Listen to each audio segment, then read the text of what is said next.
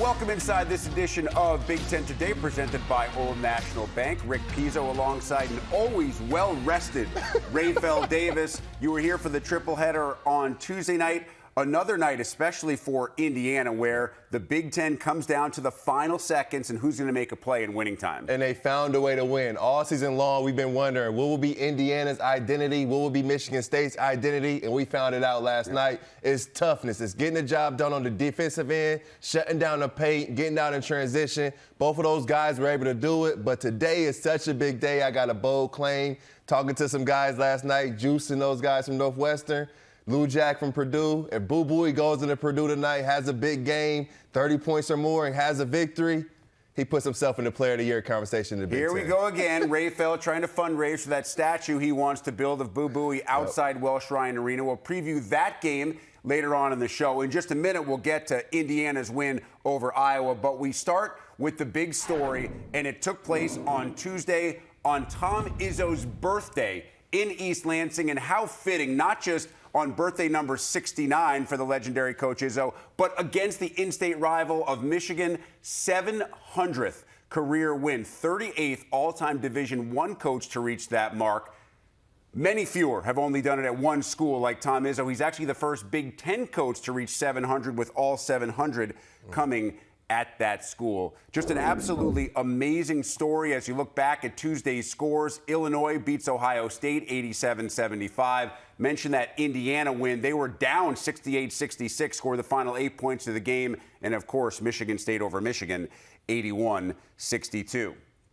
So let's talk Michigan State. And we start, of course, with Tom Izzo, who has done it and done it so well for some 3 decades now. You can't lose on Coach's birthday, but to do it against Michigan, to do it at home, you could hear the emotion in his voice afterwards. This one meant a lot. Yeah, you know it meant a lot to do it against your rivals at home with those seniors like A.J. Hogarth, to be able to have that type of performance. Jay Nakins had a career night on Coach Izzo's career night, so it was a big-time performance. I know he let those guys have it at halftime. They weren't playing hard, they weren't executing, and they weren't defending. But after that halftime break, they came out and played hard for their coach. This has to be their identity going forward the rest of the season. It can't just be on big nights when the shots are going in. You brought up Jaden Akins, and I would add A.J. Hogarth into that mix, because those guys both outscore Tyson Walker. Typically, Tyson Walker is the guy who has to put the ball in the hole. Akins has a career night. Hogarth also runs and facilitates the offense so well on Tuesday. 7 assists, just 2 turnovers. This, to me, is the formula for Michigan State. It's not just Tyson Walker going for 30. The way that they played in the second half, to me, is the way that they can get back into consideration to being a team that could maybe make a run through the tournament in March. And you look at that second half and how they do it, it was Michigan State basketball. You think of Coach Izzo, the brand of Michigan State, it's defend, it's rebound, and it's run. And that second half, they defended their tails off. Michigan got whatever they wanted in the first half of that game. In the second half, Michigan shoots 25% from the field, only scored 27 points, and Michigan State turned them over, used those turnovers to get out in the break and get in transition. Michigan State hasn't ran all season long like they normally do historically. In that second half alone, they had 17 fast break points. That's got to be who they are. And then they just controlled the paint in that second half. They were plus 28 in a half. That is who Michigan State has to be the rest of the season. Yeah, 48 points. I think this is the offense that we thought this team was capable of, to go for nearly half 100 in the second, with scorers like Walker, with guys like Akins that can obviously get after it. And how about that block by Cohen Carr? One of the nastiest blocks I've ever seen in the history of college basketball. Trust me, if you don't know what I'm talking about, go Google it, find a look on that block, because he made Olivier Kamwa, who is a pretty nasty dude himself, look like he had no chance to throw that down.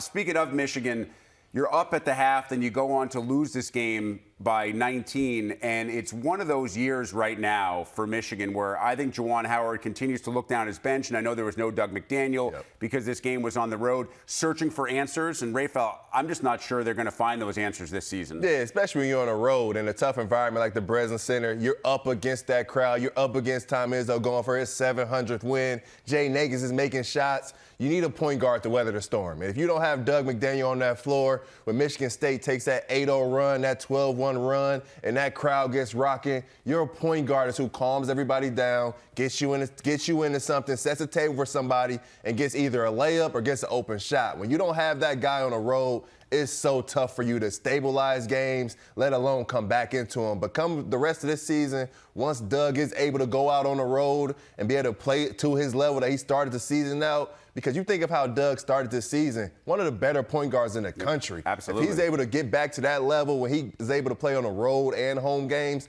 I see Michigan being able to steal some games, but they got to be more efficient, but they definitely missing their point guard, no doubt. Speaking of getting back to a level, we transitioned to Illinois and Ohio State, and this was the first game since the return from his suspension that Terrence Shannon, circa 2.0, looked like Terrence Shannon in 2023 before the suspension. It took him a while to get going in this one, but when he did, you could kind of see that flow working between him and Marcus Domask as Shannon has 23 and Illinois wins it by a dozen. And I like what you said. He and Marcus Domask work together. Yes. Marcus Domask did not take second fiddle to Terrence Shannon against Ohio State, and he needs to take that approach the rest of the season. In those first couple games with Terrence Shannon back on the court, you could see Marcus Domask just deferring, just giving him the ball and getting out of the way. Quincy Guerrier and those guys the same. But in this one, Marcus Domask was extremely aggressive, getting to his booty ball, getting to his spots, and the offense looked better. And I like how Terrence Shannon approached the game. He let it come to him. He let it come to him in that second half when they needed him to take over. He took what was given to him. He got to the lane. He took his open threes, and he had 18 in that second half. He's got to be a guy that when they need him, he can do it. But they cannot force feed him and make him go get buckets. But the player of the game, in my opinion, was Ty Rodgers. Ty Rodgers was big time. 13 points, 10 rebounds. And what's special about the 10 rebounds, 4 of them was offensive. If you put your center on Ty Rodgers and your center isn't used to going to find a guard to block him out, Ty Rodgers is going to live on the offensive glass. I love players who recognize who they are, they know their limitations, and they excel in their role. He was big time offensively, but then defensively, what he did to Bruce Thornton took him completely out of the game. Bruce Thornton was ineffective on offense, and that's a lot to do with Ty Rodgers. To me, Ty Rodgers is one of those guys on this Illinois roster, and they have a couple. I think Coleman Hawkins is also in this mix. They're so versatile. They can play so many different spots on both ends of the floor. This is why I actually believe that Illinois is a more dangerous team when you get out of Big Ten play and you go into the NCAA tournament, because there's not a lot of teams in other leagues that have to deal with guys like Ty Rodgers, who is such a unicorn at his size and his position. And I think coaches and players will be wondering, how do I guard this guy? And also, you got Coleman Hawkins on the other end that can basically guard the 1 through the 5. Yeah, exactly. You think about it. Ty Rodgers is being guarded by a center. He's dominating in the post on offense. And then defensively, he's locking up your point guard. There's not another player in the country that can do that at 6'7", 230 pounds, being able to play every single position on the floor effectively. Terrence Shannon's your 2 guard. He's 6'7", 225 pounds. You get to Coleman Hawkins, 6'11", Quincy Guerrier, 6'10". The length and the athleticism that these boys have, it's impressive. And when they share the basketball side to side, get into that second and third side, and then they go into their booty ball magic offensively, it's tough to guard. And when Coleman Hawkins is making shots from deep and what he brings defensively, there's not another big in the country that can keep up with these guys. I think they're athletic. They can get out in the run and transition. They rebound their tails off. They defend at the highest level, and then they make shots. Not a lot of athletic teams can make shots. Luke Goody, Justin Harmon, Marcus Domask, these guys can make shots from deep. This team is extremely dangerous when they locked in. 4-1 in the last 5. The outlier, of course, that somewhat surprising loss at home to Maryland. You could argue, and I know Tom Izzo got number 700, that no win was bigger last night in the Big Ten than the win that Indiana got. Oh, yeah, for because sure. The Hoosiers open up a massive first-half lead, then Iowa storms back.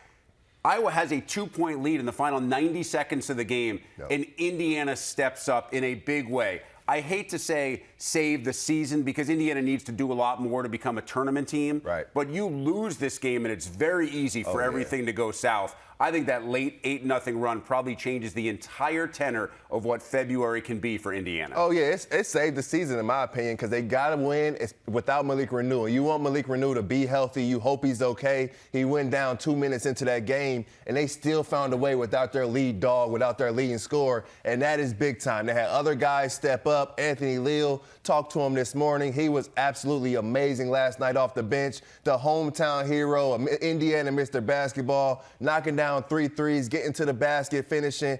playing his tail off defensively, guarding Josh Dix, taking him out of the game, and then 7 big rebounds. He was huge. Khalil Ware fought through pain, fought through that ankle pain. You could tell he wasn't close to 100%. No, not at all. Dunking on people, fighting through it. You could see through his face. He had 3 blocks in the game in the box score, but it felt like he had 10 or 12. He was affecting every single shot that was thrown up by Iowa guards. And at times you see Tony Perkins drive the lane. He may beat his defender, but she looks over. He got Khalil Ware right there. He's not going up with it. But Indiana also got back to their identity. They've never been a good shooting team from deep since Coach Woodson got there, but what they've done is they've defended well, they've controlled the paint, they've controlled the glass, and they got a good offensive Iowa team, one of the better teams in the country, to come in their gym and shoot 35% from the field. That's what you want for Indiana defensively. You did mention, however, the elephant in the room, and that's the injury to Malik Renew. We will get an update next couple of days. It didn't look like it should be anything super long-term, but if he does miss a couple of games here, Rafael, is this an Indiana team that can weather for any length of time the absence of Malik Renew? I think that's why you needed guys like Anthony Lee off the bench to play well, because Mackenzie Mbako was 1 for 11 in that second half, and they still found a way to win because they played hard. You needed Anthony Lee to go in and play hard, make shots, be effective, so guys like Anthony Walker can see it. Guys like Payne Starks can see it. Guys like C.J. Gunn can see it. The reserve guys, they understand now that if we go in a game, we play hard, we make open shots, we take care of the basketball, we're going to play. And that's what bench guys sometimes need to see. They want to see that if we do what coach is asking, if we do it to the fullest potential, we're going to get those minutes. We're going to have that post-game interview. I'm telling you, reserve players want that post-game interview just as much as anybody on the floor, and now they know that that's attainable. Now, especially if you're the one doing the post-game interview, but you were in studio last night, so maybe a little less desirable. Disappointing loss for Iowa because of the way that they fought back in the second half to give up that late 8-0 run. And I know Indiana played really hard to get it, but Iowa had to feel after being down by nearly 20 in the first half that they should have won this game at night's end. Yeah, and Tony Perkins and Payne Sanford did their job. Maybe the shot selection down the stretch for Payne Sanford wasn't ideal, but he was on the heater that game. You really couldn't ask much more of him. They combined for 48 points. But you look at Iowa and how they've been able to win this season when they don't make shots. It's been inside. It's been their 2-pointers. Owen Freeman, probably the freshman of the year up to this point. Ben Krikke has been tremendous this year. But what they struggled against all year long has been size and athleticism. Khalil Ware and those boys just shut off the paint. You look at Owen Freeman and Ben Krikke, they scored 6 points as a collective, and they were 3 of 12. It's amazing. And this is one of the best front courts in the Big Ten. But when you got Khalil Ware locked in, Mackenzie Mbako locked in defensively, there is nothing you could do with those boys down in Bloomington because they defend, and Khalil Ware is the ultimate rim protector. Yeah, Khalil Ware gets the Warrior of the Night award for playing not just through that pain, but the way he did with 23-10 in those 3 big blocks. All right, time for a quick break. I'm not surprised, but I can never get enough Caitlin Clark highlights. Your big stat presented by Old National Bank. You see Clark currently just under 3,400 career points. She's number 4 all-time. She is about to be number 2. 5 points tonight, she passes Jackie Stiles. 14 points tonight, she passes Kelsey Mitchell to trail only Kelsey Plum, and she will become the Big Ten's all-time leading scorer in all likelihood. Iowa Northwestern, one of the games on the slate coming up this evening. Indiana on the road at Maryland. Michigan playing host to Illinois. Purdue travels to Lincoln, and Minnesota without Maura Braun takes on a really dangerous and offensively explosive Penn State team. It is time for the big interview as we head to Welsh Ryan Arena, where we find Megan McEwen, who will be on the call tonight for Iowa and Northwestern. Megan, we have talked at length. I've asked you just about every question I could possibly ask about Caitlin Clark. And so I think at this point, it's almost time for us to reflect. Those of us who have been so lucky to be able to watch and cover her over the last 4 years, isn't it that time for us to just say thank you to Caitlin? We know you have a few games left, but we have been so lucky to be on this journey with her.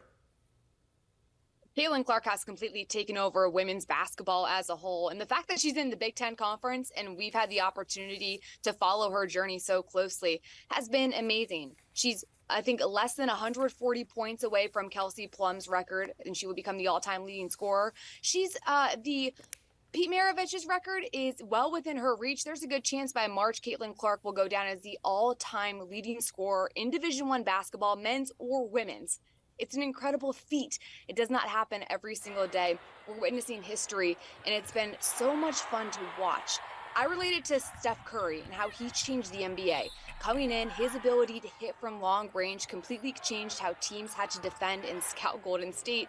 You're seeing that with Caitlin Clark. She's consistently hitting 25, 30 footers. You got to guard her when she gets off the bus. Maybe try to guard her as she's going onto the plane in Iowa City. She has completely dictated the way that teams have to take their game plans going against a team like Iowa, who's normally very balanced, but she's changed the game. And she doesn't just score. You look at the stats, she is about 6 or 7 points higher than anyone in the country in terms of points per game, but she is just 1/10 of an assist away from also leading the nation in assists, which is just a ridiculous double. Let's focus now on Indiana. Hoosiers, number 10 in the country, but they do have a significant injury. Sydney Parrish out indefinitely. How does that affect what Terry Morin can do and how she can mix and match with the Hoosiers? Sydney Parrish was playing so well for Indiana headed into that injury. She at one point was shooting like 90% from the field, and first quarter she couldn't miss and was really that X factor for the Hoosiers. She's been out for the last couple of games. They're optimistic that she's going to be back soon, but Indiana's going to have to continue to find consistent scoring from someone else. Parrish was able to provide that double figures in scoring. Now they're going to need to lean heavily on their veterans like the Sarah Scalias, like the Chloe Moore McNeils, and of course, try to continue getting that balance with Mackenzie Holmes. Holmes is one of the best post players in the country. She can score in a variety of ways. She's excellent at passing out of double teams, which she has faced so often this season. If Indiana can continue trying to find that balance between Holmes getting hers and then finding shooters on the outside, the Hoosiers are going to be just fine until Sydney Parrish returns. In that matchup, Maryland has to figure out what's going on defensively. They gave up 112 to Penn State last time out. It's their 8th loss of the season. They lost 7 games all of last year. Now, I know you also lose Abby Myers and Diamond Miller, 2 first-round WNBA draft picks. Not easy to replace. But when you look at Maryland right now, what's been the issue with the Terps? Well, Maryland's had to deal with some injuries as well. They've had a couple players have to be out for the season. And Cheyenne Sellers right now is day-to-day with a knee injury that she sustained in that Penn State game. So they're hoping that she might be able to play tonight, but she's questionable leading up to it. Maryland for so many years has dominated the Big Ten. So everybody from the outside is looking at this like, what is going on? Keep in mind, Brenda Frese, one of the best coaches in college basketball. She also had to go into the portal, and it's really difficult to get the chemistry going when you have so many different faces that come in and try to get a system going, understand what a coach wants offensively and defensively. Cheyenne Sellers has been playing point guard, and she's done a very good job of it. It's not necessarily her natural position, but she's such a great playmaker that Brenda Frese has been able to trust her with the ball. Bree McDaniel is a player from Maryland that's come along really nicely from a scoring perspective. She's taken up some of that backup point guard role as well. They just need somebody else to continue producing at a high level. Maryland for years has had a dominant big or at least a stretch four that can take it off the dribble or at least create some inside game. They don't necessarily have that as consistently this season. Well, when Brenda Frese is in charge, anything is possible. It's still a long year, a lot of basketball left to be played because we're still just about halfway through Big Ten play, which is crazy to think it's still January. Like, it's the longest month of all time. So there's still a lot of basketball left and a lot of time for teams to figure things out. Well, the good news is it's February tomorrow, so you don't have to wait too long. Maryland's most recent game, I mentioned the 112-point offensive explosion by Penn State. McKenna Marisa, who was our guest yesterday, was terrific in that game with 24. But that game meant a lot to Ashley Owusu, who, of course, started her career at Maryland, now doing great things. What's been her impact on this Carolyn Keeger team that I think truly, Megan, may be one of the most underrated women's teams in the entire nation? I would agree with you, Rick, that Penn State is incredibly underrated. Watching Ashley Owusu play at times, it's like she's playing varsity basketball and everybody else around her is on the JV team because she is so poised with the ball. She completely dictates pace of play, and she's so physical, has the ability to finish on balance. It's unbelievable watching what she can do from that playmaking standpoint. Penn State presses at a high level. They have quick athletic guards. They have players like Leilani Kapanis who can turn you over. They understand how to cut down angles, and they read the eyes of the person passing the ball. So there's a lot of interceptions happening for the Lady Lions. And then they have multiple scoring threats. Shea Chesky shoots it at a high clip from beyond the arc. McKenna Marisa is a 2,000-point scorer for Penn State. And then you have Ashley Owusu, who's a pro, practically. You have multiple weapons that can step up and score. 6 different Penn State players average at least 10 or more points a game. When you have that many players stepping up and scoring at a high level, it means the defense has to pick its poison, and a lot of times you're going to get burned.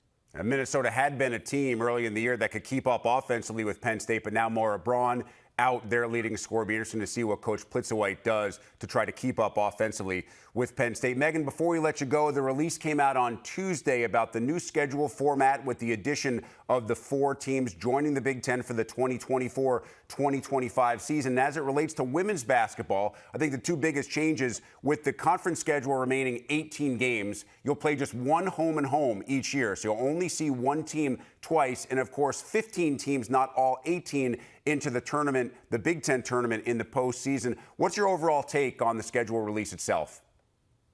I think the conference did a really good job keeping in mind the travel situation for a lot of these teams. So only having to play certain team or most of the teams one time, and then the teams that you play twice will be determined more by that geography piece, is really important to make sure that student athletes are getting enough rest.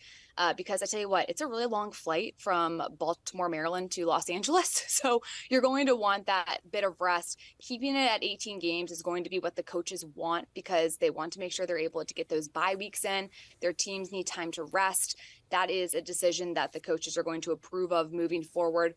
Having 15 teams in the Big Ten tournament is a downfall. It takes away from the luster and the magic of maybe if you're playing on day one, your one shot to get into the NCAA tournament is to win the whole entire thing. It does not normally happen in Power 5 conferences, but nonetheless, that little bit of hope and magic that teams hold on to when the Big Ten tournament comes is no longer going to be there for those who finish in last. It's going to make the regular season really competitive, and teams are really going to have to value every single game that they face. But nonetheless, it does stink for the teams that finish in that bottom 3 and aren't going to have a chance to compete for a Big Ten tournament championship or a chance to go to the NCAA tournament. Of course, the league wanted to make sure they protect that number 9 seed that does finish in the half of the league to get that single bye. And no interest right now, I don't think, from the conference, from the coaches, to extend this tournament from a Tuesday through a Sunday. Just a little bit too much wear and tear on the bodies of those teams after they finish a rigorous conference season. Megan, as always, we appreciate the thoughts and the insight. Enjoy another opportunity to watch Caitlin Clark tonight when Iowa takes on Northwestern. Thanks, Rick. Good seeing you. Ray felt a little bit torn here. His alma mater and his favorite player in Boo Buie going head-to-head. Northwestern's done this twice now to Purdue in recent memory, but of course both matchups happened in Evanston. This one in West Lafayette. Does that make the ultimate difference? It makes a big difference. You think about role players and freshmen. When they go on the road, they play better at home. And you think about what happened at Welsh Ryan Arena. You think about Ty Berry. You think about Ryan Langborg and those guys. They had the game of their career. I mean, they both went for 20. You throw Boo Buie in there. Their backcourt went for 70 points on 55% from the field. It's outstanding. I mean, they made 10 threes, but they needed Purdue's help a little bit. Purdue turned the basketball over 17 times in that last meeting, led to 20 points for Northwestern. At home, I expect Purdue to take way better care of the basketball. They dominated Northwestern on the glass in their last game. And I expect Braden Smith and Lance Jones to play much better at home. Braden Smith, 12 points, 9 assists in that first game, but he had 6 turnovers. And 3 of them came in the final 2 minutes in overtime. And then Lance Jones fouled out of the game. He was 2 for 11. He went back home to Evanston, didn't have his best performance. I expect those 2 guys to really play good at home. Any concern for you with Purdue coming off that win? I know it was on the road at Rutgers, a tough place to play, but they didn't look clean. It wasn't a smooth performance. Lance Jones did a lot of wonderful things, rebounding and assisting, had a horrific night shooting the basketball, and they escaped with the dub, which is the most important thing. I just didn't love the way that they looked. They didn't look to me like the best team in the country on Sunday, and I think that they truly are. I've known Coach Painter since I was 14 years old, and I heard him say something after the game that I would hate to be a player and hear him say. He said, we did not embrace the physicality of this basketball game. That means practice wasn't and it was fun a this letdown. week. That means these guys got back to business. They put on shoulder pads, as Coach Izzo would say, and they did some rebounding drills. You look at how Rutgers got back into that game. They dominated Purdue on the glass. You look at Mason Gillis, Caleb First, Trey Kaufman-Wren, one of the better four-man combinations in the country. They only had 3 rebounds in the entire game. I could tell Coach Painter was not excited about that. They let him creep back into the game. They turned the ball over a bunch on the road. So that makes me feel better coming off of that game than I would if they went out to Rutgers, won by 20, felt good about themselves, because I know Coach Painter, after that game, in the film room, in the first 30 minutes of practice, he got to those guys and let them know they can't let that happen again. I know Northwestern is a better team at home. You could say that about just about every team in the Big Ten, every team in the country. But I think this team can travel. When you have a guy like Boo Boo who has become truly the ultimate leader, and I know for you, you love hearing him say, listen, this was the 2 best players in the country, referring to himself and Zach Edey. Because if you're going to be the point guard of the first ever Northwestern program to go to the NCAA tournament in back-to-back years, you have to have the belief in yourself, because everybody else wearing purple is going to feed off the way that you feel about you and your team. I like how you said that. Those guys that are playing with Boo Boo right now, they want to know he feels confident, because that makes them feel confident. And I love what Boo did in that game against Ohio State in that first half. He only had 4 points in the half, but he wasn't 2 for 15 in the half. He didn't press. He didn't force it. He didn't care about how many points he scored. He cared about getting those other guys going. He knew Ryan Langborg needed to see the ball go in. He knew Martinelli needed to score the basketball. Luke Hunger needed to make some shots from deep, because those guys needed to build some confidence going into Purdue. And then when they needed Boo Boo in that second half against Ohio State, he delivered. 15 points in the half, got him off to that big-time victory. When you go on the road and you have a Boo Boo, as long as the other guys can keep the game close, as long as there's no 15-3 run, a 20-0 run, if that game is close, more times than not, Boo Boo, being the second best player in the country, he's going to be the best player on the floor most times. And if you have the best player on the floor in winning moment, you give the ball to him and you spread it out, you're going to win those games. But I think Boo has given guys like Brooks Barnheiser, who's coming home to West Lafayette, he's giving him confidence. He's giving Ryan Langborg confidence. I think those guys will be able to travel, and their defense. That post-trap, Purdue is the place to do it. The way Coach Lowry brings Brooks Barnheiser over to double trap that post with Zach Edey, I think that's going to travel to Mackey Arena as well. I just love Boo Boo's floater. I think it's my favorite shot in college basketball. I asked Bruce Weber about it. He said, you know what the key is to that, Rick? Practice, practice, and practice. You just have to shoot that 1,000 times, and Boo will do it from 15 feet, which you sometimes need to do when you got Big Zach hanging out in the paint. That is the early game tonight here on Big Ten Network, 6:30 Eastern. Pre-game show starts 30 minutes before. The late game takes us back to the banks. Rutgers at home against Penn State.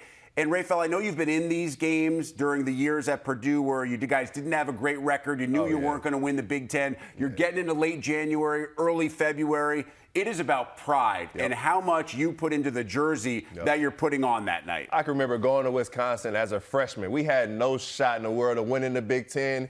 We couldn't even make it to the NCAA tournament at that point. But we got that win at Wisconsin. I can remember Shandy Marchus making some big free throws on the road. And we went into the locker room and we celebrated like we had won a national championship, because road wins are important in the Big Ten. Whether you're chasing the conference championship, fighting to get into the NCAA, like you said, it's about pride. And these Penn State guys have some pride. You look at Kanye Clary, Ace Baldwin, they could have folded after that loss, after that loss before the Wisconsin game. They came back against Wisconsin and beat those guys, one of the best teams in the country. Those 2 guards give you a chance. But you look at Rutgers, that defense at home is absolutely amazing. I'm really curious to see how Kanye Clary, Ace Baldwin, being small, quick guards, how they deal with that length of Andre Hyatt, Mwat Mag, Cliff Amore at the rim. That's going to be a key interest point. Yeah, Penn State has not won yet on the road this year.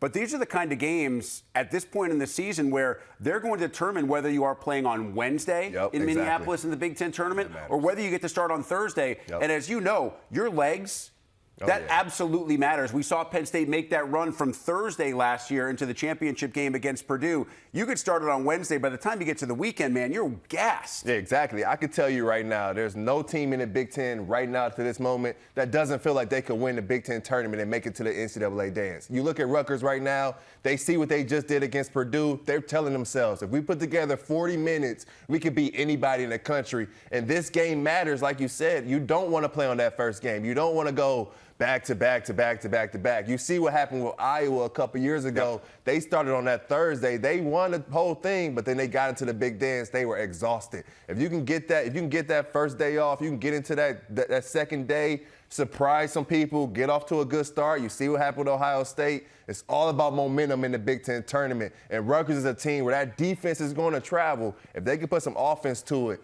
look out for the Scarlet Knights. Second half of our Wednesday doubleheader from Jersey Mike's right about 8:30 Eastern after Penn State or after Purdue and Northwestern are done in West Lafayette.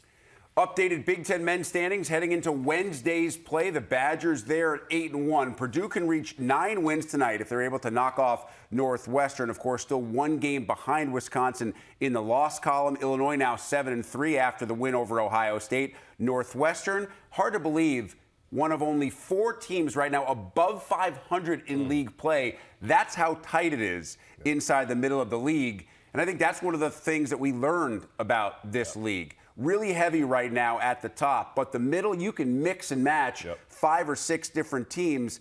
At the top, Wisconsin has been there basically since the year began in terms of the Big Ten standings. And you believe that what you learned in January is that these Badgers have lasting power. Yeah, these Badgers are the real deal. And I said it a couple days ago, and Badger fans killed me. But I think this Wisconsin team could be better than that Frank Kaminsky Final Four team. You look at their depth and their guard play. You look across the board, A.J. Stewart, his athleticism at 6'7", when things are going bad, he can take the basketball at the top of the key, no ball screen, get out of my way. I'm going one-on-one. I'm going to get me a bucket. Max Klesman is a guy that is your defensive stopper. He can take Keisei Tominaga out of the game. He can take Tyson Walker out of a game. But if you need him offensively, he can get you 20. You look at Chucky Hepburn, the quintessential point guard. Tough defensively, knows where the basketball is supposed to go offensively, won't turn it over. I love how they're built through their front line, obviously, Stephen Crown, Tyler Wall. And then off the bench, when Connor Seasons figured it out defensively, he's a guy off the bench that team did not have. A guy that can come in 10, 12 minutes, get you 8, 10 points, knock down some threes. John Blackwell is a guy who can guard the 1 through the 3. They are deeper, they're more athletic, they're bigger. I think they're more talented across the board. This team is for real. If they get the right matchups going into March, I could see them going to the Final Four, no doubt. See, now Badger fans want you to say that. They want you to say they'll be back to the Final Four. Not sure they're going to buy in better than the Kaminsky, Decker, and the rest of that team. Maybe not yet. Maybe March and April will tell us a different story. You mentioned Chucky Hepburn. Hasn't been scoring, but he is a guy that has been known throughout his career to hit a couple of clutch shots. And as we get closer and closer to March, that guard play just becomes more and more important, and we saw that on multiple occasions throughout the month of January. Yeah, exactly. You look at Chucky Hepburn, he made a big 3 the other night in the corner. When they need him, he shows up. He doesn't turn the ball over. He does his job defensively. I love what Coach Garr said in the press conference. Chucky's scoring is down, but their winning is up, and he's happy about that. There'll be a lot of guys in college basketball, if they're not scoring, if they're not affecting winning directly, putting the ball through the basket, they aren't happy campers in the locker room. But you got to love the way Chucky Hepburn is leading these guys, and they're putting A.J. Stewart in a position to be a star. How about the rest of the guards in the clutch play inside this league? I mean, we talked a little bit about Boo Buie, but you go from team to team to team. Tyson Walker has hit some monster shots this year for Michigan State. I think most coaches know if you don't have a guy that can have the ball in his hands and is comfortable taking, maybe making, maybe missing, but you have to believe that you are the guy to take the shot. You're not going to win big-time games in March. Yeah, Coach Weber says it all the time. Guards make you go in March. They are the ones that have the basketball in their hands when that shot clock is going down to be able to go and make a play. You see Minnesota a couple weeks ago. The clock is running down. They're trying to get a shot off to win the game. They're running the post play for Dawson Garcia. It doesn't work. They're able to knock it out. They end up taking a bad shot. But you look at Maryland on the flip side with a guard, their best player, Jameer Young at Iowa. He doesn't need a ball screen. He doesn't need much. He just needs a little bit of space to get downhill to that left hand. You look at the guards in the Big Ten from Boo Buie, Jameer Young, Tyson Walker. You could even throw Terrence Shannon, Marcus Domask in that group. I'd take 3 of our top Big Ten guards and take them across the country, and I will play a 3-on-3 game against anybody. I like this. I think Purdue has the top 3 guards in the country. You look at Boo Buie, you look at Tyson Walker and Jameer Young. You even throw Braden Smith in that group. You're looking for 4 solid point guards to run your program. I'm starting my team with those 4 guys, although Tyson is more of a 2-guard. You can't go wrong with We've been through this on Big Ten basketball and beyond. There is actually a statistic which measures the clutch component of a game separated by 6 points or less in the last 5 minutes or overtime. No player in the country has been better in those situations than Maryland's Jameer Young, to your point about clutch guard play being so important. I think we learned about Nebraska in January that we have no idea what we actually know about Nebraska, because we see Rink Mass go for 34 and then 5. We see them play out of their minds good, a team that we feel like could make a run through deep into March, and then we see them play like a team that has no business being on the floor with their opponents. So I think Fred Hoiberg is trying to figure out his squad as much as we are. Defensively, they're tough, they're sound, they're going to bring it every single night with their effort, but it's on the offensive end. And just simply said, I don't want to put too much on Rink Mass, but when Nebraska's good, Rink Mass is good. When they struggle, he struggles. And what he struggles against is length, athleticism. You think about the games where Rink Mask is dominated. Against Zach Edey, 18 points, he's knocking down threes. Zach Edey can't get there in those closeout from the pick and pops. Same thing with Ohio State. Felix Akpara just started playing basketball 5 years ago. Rink Mask took advantage of that, and then when they threw Evan Mahaffey on him, he's just too big. He's going to take him down low and dominate. But the games he struggled, you think Maryland with Julian Reese, only 6 points. Minnesota, Pharrell Payne, Joshua Ola-Joseph, he only gets some 4 points in that game. You go to Rutgers, Cliff Amori, Muwap Mag and those guys, only 4 points in that game. And even Michigan State with Matty Sissoko, Cooper Carson and those boys, only 8 points in that game. When you have length and athleticism, it bothers him a little bit. I think he's got to continue to go down low, play on the block, use his physicality, and when he doesn't have it, they've got to get Keisei Tominaga going from deep. He's a spark plug, but they're just waiting to get Juwan Gary back. Juwan Gary is a big difference maker because he's their guy when it is stagnant, where Reek isn't going. He's their straight line driver to get to the basket, get to the free throw line. You mentioned a couple of Michigan State guys. Let's finish this conversation on January with Michigan State. The Spartans have shown you that they're not dead quite yet. Yes, and they showed last night that they do have some toughness. I've actually called Michigan State soft a few times this year, but what they showed last night in that second half against Michigan is that Tom Izzo toughness, that Michigan State brand of basketball is still in those guys' blood. It's about defending, it's about rebounding, and it's about running. And in that second half, they got back to their identity. I know they made shots. I know Jay Nakins made 7 threes. AJ Hogarth had a good floor game. But when these guys are locked in defensively, when they have their toughness meter going, when they're rebounding the basketball, you've seen what happened against Baylor. They could beat anybody, but it can't just be when the shots are going in. You've got to be that way, whether you're making shots, whether you're down 10, up 10. You've got to continue to be the toughest players on the floor. To paraphrase Mark Twain, the demise of Michigan State has been greatly exaggerated. One final break, and we lead you into the Bob Cousy Award candidates. These are the top 10 point guards according to those who believe they know such things. And if you're looking for the name Braden Smith on this list, he's not there. Now, Boo Buie is the only Big Ten representative, but Raphael has no idea how a guy like Braden Smith, who is the point guard on the number 2 team in the country, is left off this list. As a matter of fact, he describes it as blasphemous.